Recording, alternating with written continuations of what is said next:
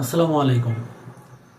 আপনি আমি বিলাসিতার সাথে গ্রিন টি পান করলেও আমরা জানতে পারি না এই গ্রিন টি এর যে উৎপত্তি স্থল এবং এর যারা শ্রমিক যারা চা পাতাটা তুলেন তাদের পরিশ্রমের কথা। ঠিক আজকে একটা ভিডিও সামনে আসলো গ্রিন টি নিয়ে। হয়তো অনেকে দেখেছেন বা অনেকে দেখেন নাই। যারা দেখেন নাই তাদের জন্য একটা ভিডিওটি শেয়ার করি আগে। এখানে একটি লোক কি বলতেছে শুনেন। এই পাতা 23 কেজি তুলবে না, আমার ওয়াইফ 8 ঘন্টা কাজ করে 178 টাকা পায়। 8 ঘন্টা কাজ করার পরে 23 কেজি তোলার পরে 178 টাকা পায়। আর 23 কেজি কম হলে 1 কেজি প্রতি 60 টাকা মাইনাস, মানে 23 কেজি কম হলে 60 টাকা মাইনাস। এইভাবে আপনার জীবন চলতেছে, কষ্ট হয়েছে। এই যে ম্যাডাম সাহেব একটা কথা বলি, কিছু মনে নিবেন না। ম্যাডাম সাহেব যে 100 টাকা দিচ্ছেন না, আজকে 25 ডিসেম্বর না, আমার মা বলতে ছিল একাধিক গোলা নিব বিস্কুট আর একটা লুচি। মন চায় মাছ মাংস, আমাদের মন চায়।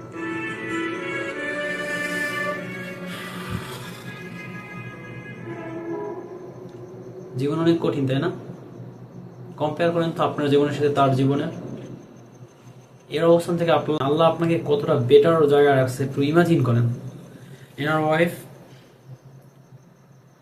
8 ঘন্টা মানে পাতা তুলে, ওই যে এই পাতাগুলা 23 কেজির মতো পাতা তুলে 178 টাকা পায়।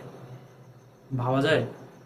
মানে এখনকার সময়ে 23 কেজি পাতা তুলে একদিন মানে 8 ঘন্টা কাজ করলে মাত্র 178 টাকা। সে 178 টাকা দিয়া আসলে আজকালকার বাজারে কি পাওয়া যায়? কত কেজি চাল পাওয়া যায়? কতটুকু বা সবজি পাওয়া যায়? তারপর যে লাস্টে যে কথাটা বললো, ও আবার আরেকটা কথা আছে, রেস্ট্রিকশন আছে। 23 কেজির একটু কম হলে কেজি প্রতি 60 টাকা আবার মাইনাস।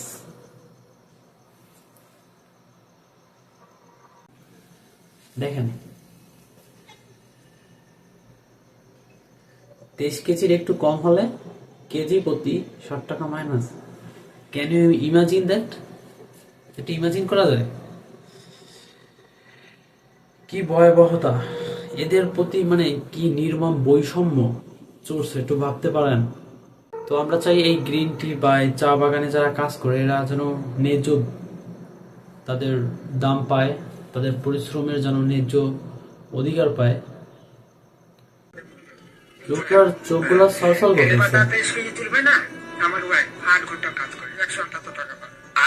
8 ঘন্টা কাজ করে 178 টাকা। তোলার পরে 178 টাকা পায়। আর 23 কেজি কম হলে 1 কেজি প্রতি 60 টাকা মাইনাস, মানে 23 কেজি আবার কম হলে 60। 23 কেজি একটু কম হলে 60 টাকা মাইনাস প্রতি কেজিতে।